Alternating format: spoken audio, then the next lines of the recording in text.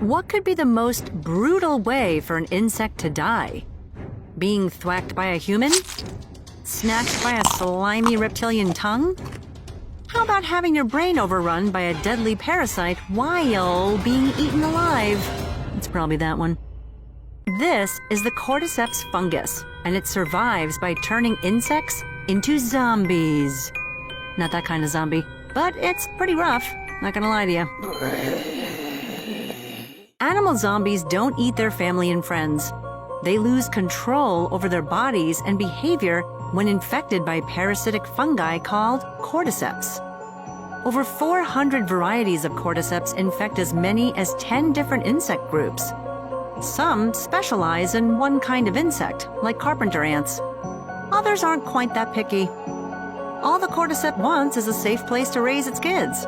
It reproduces by dispersing spores in the air. These spores enter the bodies of its unsuspecting host by clinging to their exoskeletons. Over the next 4 to 5 days, the fungus spores grow by feeding on its host's organs. But the insect's behavior shows no sign of pain.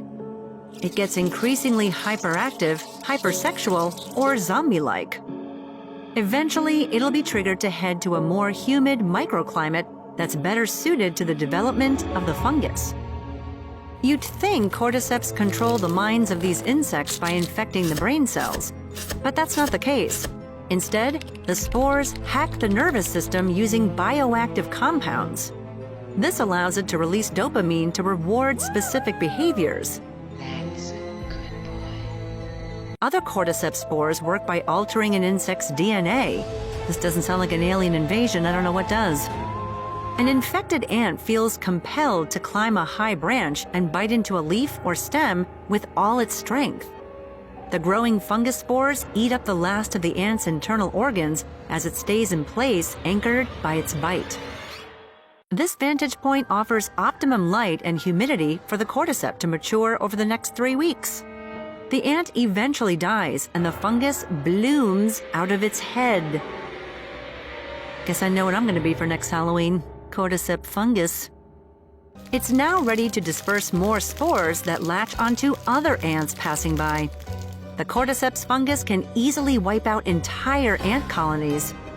But many ants can be seen licking the spores off themselves. They know what the fungus is capable of. They also drive infected members of the colony away to protect the majority. Body snatching is not all that uncommon in the animal kingdom. Another parasitic fungus, Massapora, likes to infect periodical cicadas. These cicadas spend the first 13 to 17 years of their lives underground. In their final weeks, they surface to find a mate.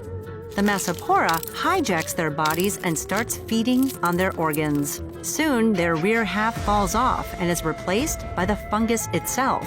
It pumps cicada full of hallucinogenics like amphetamine and psilocybin. It is a magic mushroom, isn't it? Yep, that's the same stuff found in magic mushrooms.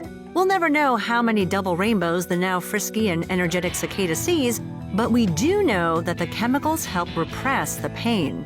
As it flies around behaving badly, spores rain out of its rear end, infecting more cicadas. Sure enough, some people have thought of eating these cicadas. That is a terrible idea. The potential for a mind-altering experience requires you to ingest dozens of them, and the cicadas might also be full of mercury from their time underground, or cause allergic reactions. The only trip on offer here is one to the hospital. I'm freaking out, man. On the other hand, eating cordyceps might improve the health of your kidneys and immune system. Ironic. Their use is common in Chinese medicine, and you can even buy them as supplements. Wondering what other animals might spruce up your health? We have that covered in another episode of Crazy Creatures. Feeding on their hosts while controlling their minds is what these animals do. And that's why they're crazy creatures.